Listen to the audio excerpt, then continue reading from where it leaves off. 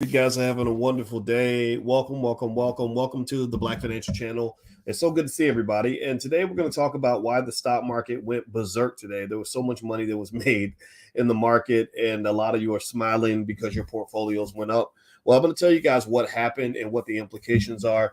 And also at the end of the conversation, if you stay to the end, I'm going to tell you about a stock that I really like that I just bought some shares of.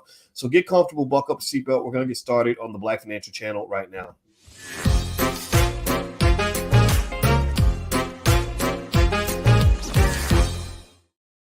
Welcome to the Black Financial Channel. That's theblackfinancialchannel.com. My name is Dr. Boyce Watkins. I am your friendly neighborhood finance professor. On the Black Financial Channel, we talk about Black wealth and Black economics every single day. Sometimes we do it as much as 10 times a day because we are obsessed. We are obsessed with making sure that our children are not economic slaves. We are obsessed with making sure that our people, our smart people, the B1 people, end up becoming the most financially literate group of people on the planet. We are in the tough task of shifting culture because we are the strongest, we are the best, we are the brightest, we are the talented 10th because we are the ones that are committed to building a community. It's easy to follow along with what the white man got going on. It's easy to go and get behind him and to become a beta in what he does, but we are alphas, we are leaders, we will go build, and we're going to make our community great again. So if you agree with this philosophy, put a hashtag B1 in the chat. Put a B1 in the chat. Let me know what city you're from. And I just want to state that because I want y'all to know what we're all about. This is why I wake up every single day and I sound damn near the same as I did the day before and the day before that. And I've been doing this every single day for the past 12 years because I know how hard it is to shift a culture. I know how hard it is to shift habits. I know how hard it is to break generational curses, but that's what we are doing. And that's why we taught over 10 million people how to invest in our community, because we are going to be smarter than Jewish people when it comes to wealth. We're going to be smarter than Asian people when it comes to wealth. We're going to be better than white people. We're going to be better than everybody. It doesn't mean we dislike other people. I'm not saying that we're superior to you. I'm just saying we're going to bust our ass and we're going to get our kids ahead. So anyway, give me a yes in the chat if you understand what I'm saying. Give me a yes in the chat if you are committed to making sure that your community is at the top of the pile. I will lean every ounce of my PhD on you in terms of giving you what you need to be on the cutting edge of all of this. So let me hop in. So first off, today's a good day for the stock market. How many of you, give me a yes if today you looked at your portfolio and felt really good about what you saw. You saw some money, like some cha-chings up in that mug. I'm super happy for you. I'm super proud of you if you have been sticking it out and investing, because this has been a tough year to be an investor. This has been the hardest year to invest since 2008. Just understand. So if you've been losing money for most of the year, don't feel bad. Join the club. A lot of us are, we're getting body slammed. And the thing is, that's what happens. Like New Edition used to say, tell me, baby, can you stand the rain? Remember that? And I love that song. And it's funny that because I sing that song in class and I didn't know that a member of New Edition was actually in the Black Business School coming to stock market class every Tuesday. And he told me, he said, I noticed you use a lot of BBD references like Never Trust a Big Button to Smile and Can You Stand the Rain? And I said, yeah, because those are the best songs ever. And you make it really good. You make some really good. Those are some wise words y'all gave us in the early 90s. Well, anyway, but seriously, sunny days, everybody loves them. Making money, everybody loves having money. But tell me, baby, can you stand the rain? I think that would be a good message for today, because this year it's been raining. It's been thunderstorming. The market has been hard this year. And so the question is, can you stand the rain? Because everybody likes having money. Everybody likes getting money. All the rappers, we going to get money. We get money. We get money.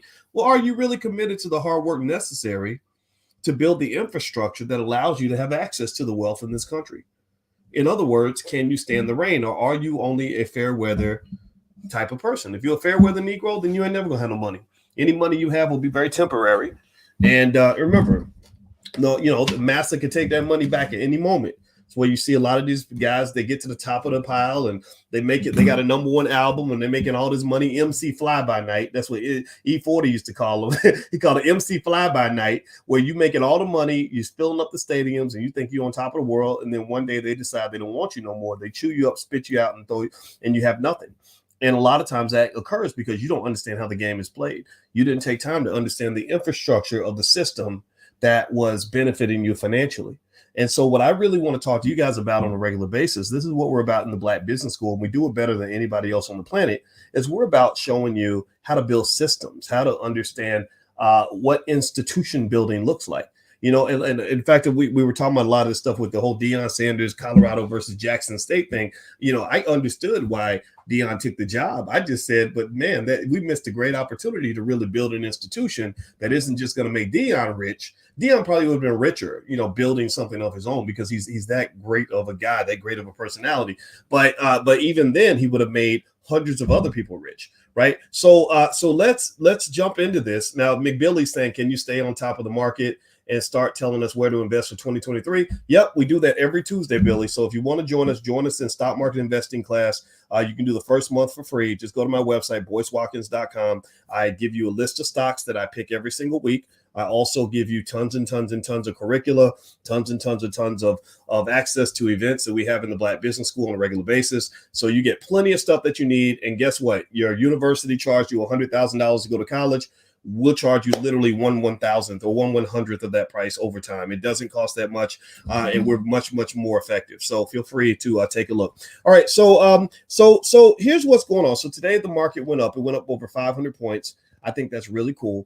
And the reason it went up is because Nike went up. Nike is a signal. Nike is a bellwether of what to expect for the economy. So when Nike went up, basically what happened is other stocks went up because they're looking for any signal to determine how bad this recession is going to be, when the recession is going to arrive, how heavy the Fed rate hikes have been hitting the economy. The Fed rate hikes are not done. There's basically a saying that says you should not fight the Fed, which means that if you've been a bullish investor this year, you probably aren't going to, haven't done very well.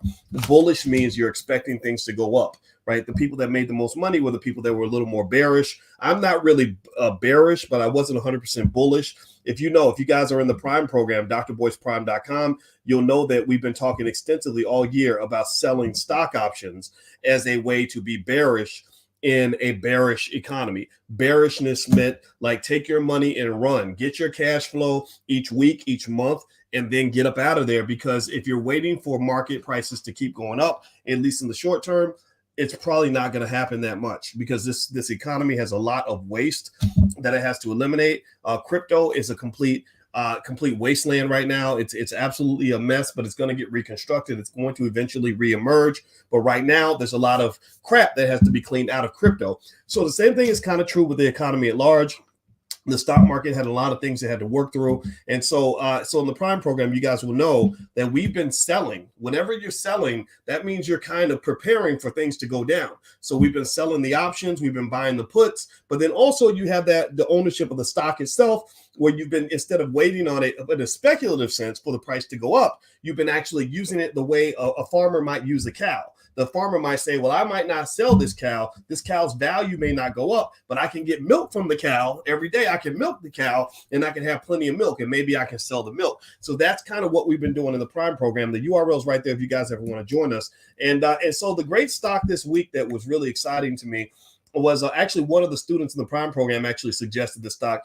James he happens to be my cousin, and he's in the program, and we were just talking about different stocks, and he mentioned this stock. He said, hey, can you take a look at this stock for me? And I said, sure. And I looked at it. I said, oh, this is a good investment. Let's sign up for it. It was Madrigal Pharmaceuticals. I don't know if anybody else bought that. So I looked at it. I analyzed it. I liked it. I bought some of it. And as you guys know, in the Prime program, I tell you guys that I just let you guys know what I'm doing, not to tell you what to do. It's not investment advice, but it's basically me saying, hey, here's a text. This is what I'm doing right now. And literally, I bought this stock. And the stock went from $65 to $231 over the weekend. And so congratulations to those of you who did buy it. I sent it out to you guys. I hope you bought it, because literally that stock had a 200% return or 250% return in a couple of days. James texted me that morning and said, hey, did you see this stock? And I said, oh, let me look. And I saw all this green and all this money. And so my wife was really happy about it, because we did buy, a substantial amount, and James had bought a lot, and a lot of other people have bought a lot. So it's really, really cool to see you guys making money. So if you did jump into that stock, I'm happy for you. That was probably the best, most exciting stock of the week in the entire market. And it's really the result of the fact that they had a clinical trial that apparently had good results.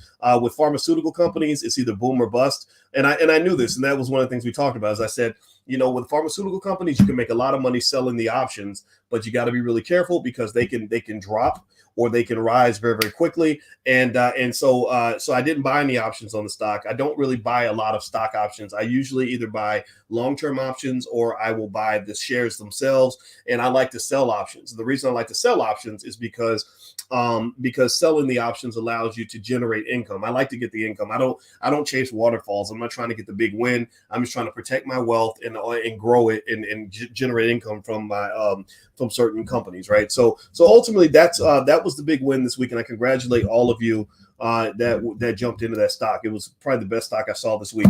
Now, what else is going on in the market? I got to run. I got a meeting in a second, so I don't have much time. But also, right now, I saw some stuff going on with Tesla, and it looks like Tesla shareholders are pretty mad at Elon Musk, and the stock price has been showing that. Tesla stock has been down quite a bit. It's been down about 55% over the last year.